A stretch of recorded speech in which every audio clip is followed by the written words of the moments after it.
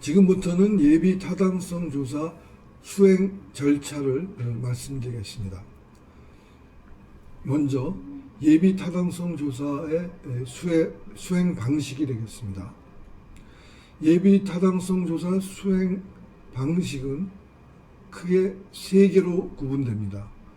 먼저 예비 타당성 조사를 주관하는 기관은 기획재정부의 타당성 심사과, 그 다음에 이것을 책임지고 수행하는 기관은 KDI의 공공투자관리센터, 그리고 직접적인 연구는 각 분야별 전문가로 구성된 연구팀, 이렇게 나눠지겠습니다. 이 중 예비타당성 조사 수행 기관은 처음에는 KDI 공공투자관리센터이었는데 R&D 사업의 경우에 과학기술정보통신부 장관에게 위탁하여 수행하게 됨으로써 2018년 4월 이후 한국과학기술기획평가원, 즉 키스텝에서 수행하도록 바뀌었습니다. 또한 2019년 제도 개편으로 한국조세재정연구원 KIPF도 예비 타당성 조사를 수행할 수 있도록 이렇게 변화가 생겼습니다. 그리고 예비 타당성 조사 대상 사업의 선정 시기는 도입 초기에는 1년에 2차례였다가 이것이 1년에 4차례, 즉 분기별 1회로 늘어났고, 또 처음에는 예비 타당성 조사를 수시로 신청할 수 없었지만 이제는 수시로 예비 타당성 조사를 신청할 수 있도록 되었습니다. 즉 각 중앙관서의 장은 예비 타당성 조사가 시급하다고 판단하는 경우에는 기획재정부와 사전 협의를 거쳐서 수시로 예비 타당성 조사 요구가 가능해졌습니다. 예비 타당성 조사 대상 사업의 선정 시기와 관련해서 한 가지 팁을 말씀드린다면, 만약에 2022년 예산에 어떤 그 사업을 반영시키기 위해서는 늦어도 2020년 3분기까지 예비 타당성 조사를 요구해야 됩니다. 왜냐하면 예비 타당성 조사의 선정, 수행, 결과 확정 기간이 약 9개월, 철도의 경우에는 12개월이 소요되기 때문입니다. 다음에는 예비 타당성 조사의 선정 기준을 말씀드리겠습니다. 선정 기준은 크게 4가지입니다. 첫째, 상위 계획과 부합하느냐, 또 사업 계획이 얼마나 구체적이냐, 이것이 첫 번째 기준입니다. 그래서 사업 목표, 추진 체계, 소요 예산 인력, 그리고 추진 일정 등의 구체화 여부에 따라서 대상이 될수록 선정이 됩니다. 두 번째 기준은 사업 추진이 얼마나 시급하냐. 예를 들면 국가 중장기 계획상 우선순위에 있다든지, 또 차년도 예산 편성이 꼭 필요하다든지, 이러한 것들이 고려가 될 수 있겠습니다. 세 번째 선정 기준은 지역 발전에 기여할 수 있느냐, 그리고 기술 개발의 가능성이 있느냐, 이런 것이 되겠습니다. 그래서 지역 사업의 경우에는 지역 경제 파급 효과가 커서 지역 균형 발전에 기여할 수 있느냐, 또 R&D 사업의 경우에는 기술 수요 분석을 통해서 기술 개발 가능성이 있느냐, 이것이 중요한 요소가 되겠습니다. 그리고 네 번째로 국고 지원이 적합하냐, 즉 이것이 국고 지원 대상으로 적절하냐, 또 재정 지원이 얼마나 적절하냐, 이런 것들이 선정 기준이 되겠습니다. 이러한 4가지 선정 기준에 맞추어서 예산실과 긴밀히 협조해서 예산 편성 방향과 부합되도록 부합되는 그러한 사업을 선정하고 마지막으로 재정사업평가위원회에서 최종적으로 대상을 선정하게 됩니다. 예비타당성 조사 대상 사업의 선정 기준에 부합하지 않는 사업을 말씀드리겠습니다. 첫째, 철도, 도로, 항만, 공항 등 SOC 사업의 경우에 국가 철도망 계획이라든지 도로망 계획 등 중장기 계획에 반영되어 있지 않은 사업은 제외됩니다. 또 사업 계획이 완료되지 않은 사업도 선정 기준에서 부합하지 않습니다. 그리고 부처 간 그리고 지역 간 협의 등 사업 추진을 위해 필요한 사전 행정 절차가 완료되지 않은 사업도 선정되지 않습니다.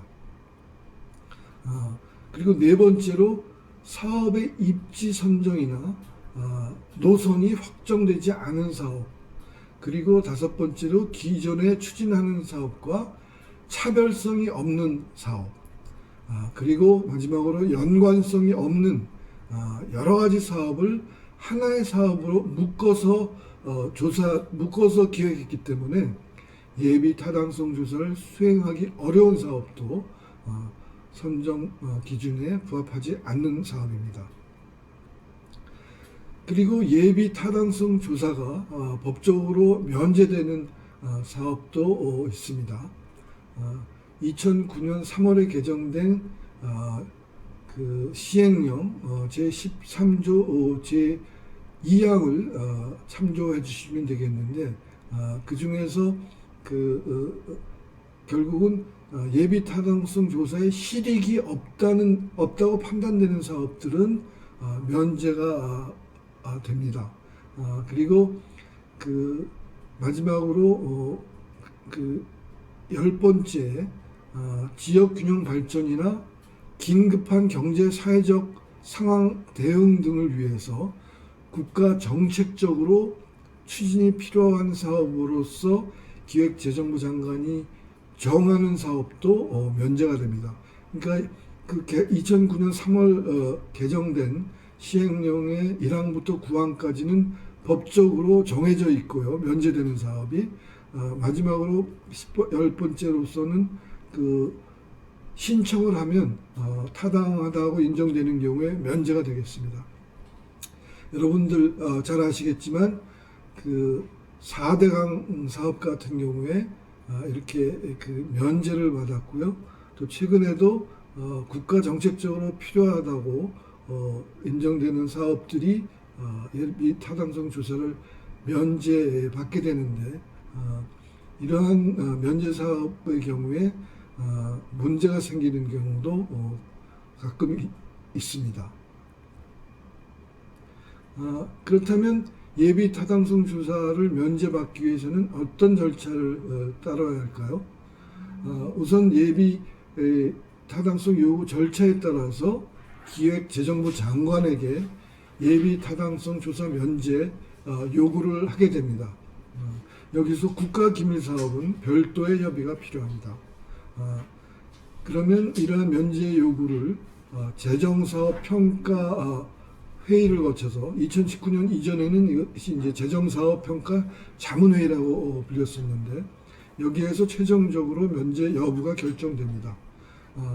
근데 이와 같은 면제 절차를 거치지 않고 사업을 추진하는 경우에는 예산 편성이나 기금 운영 계획 수립 시에 기본 계획 삭감 등의 여러 가지 불이익 조치를 부과할 수 있습니다. 다음으로 조사 수행 기간은 착수일로부터 약 6개월로 정해져 있고 수행 체계는 먼저 말씀드린 대로 기획재정부의 타당성 심사과가 주관하고 관리 및 연구 책임은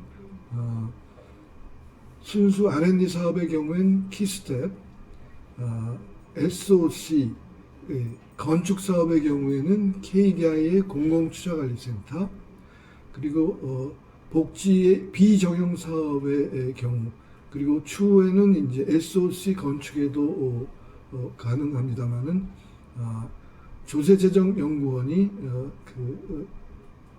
관리 및 연구 책임을 맡게 됩니다. 그리고 연구진은 그 관리 및 연구 책임을 맡은 기관에서 연구진을 구성하게 됩니다. 다음으로 예비 타당성 조사의 수행 순서를 보겠습니다. 여기서 예비 타당성 조사의 수행 순서는 이 개요가 아니면 여러분들이 파악하기 어렵기 때문에 주의 깊게 보셨으면 좋겠습니다. 먼저 착수 단계에서 사업의 개요 및 기초 자료를 분석하게 됩니다. 이 사업의 개요 및 기초 자료 분석에서 가장 중요한 부분은 이 사업에 어떤 쟁점이 있는지를 파악하고 그 대안을 설정하는 게 되겠습니다. 그리고 두 번째는 그 모형 분석이 되겠는데요.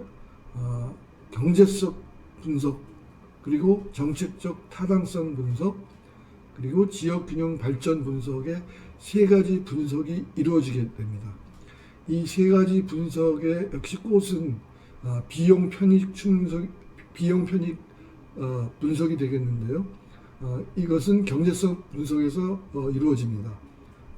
비용 추정, 수요 편익 추정, 그리고 이것을 총괄해서 경제적 타당성을 평가하게 되고, 정책적 분석에서는 정책의 일관성, 또 사업 추진상의 위험 요인, 그리고 지역사회의 삶의 질을 개선할 수 있는 고용 효과, 이런 것들을 분석하게 됩니다. 그리고 지역균형 발전 분석에서는 지역 낙후도를 비교하고 이 사업이 지역 경제에 미치는 파급 효과를 측정하게 됩니다.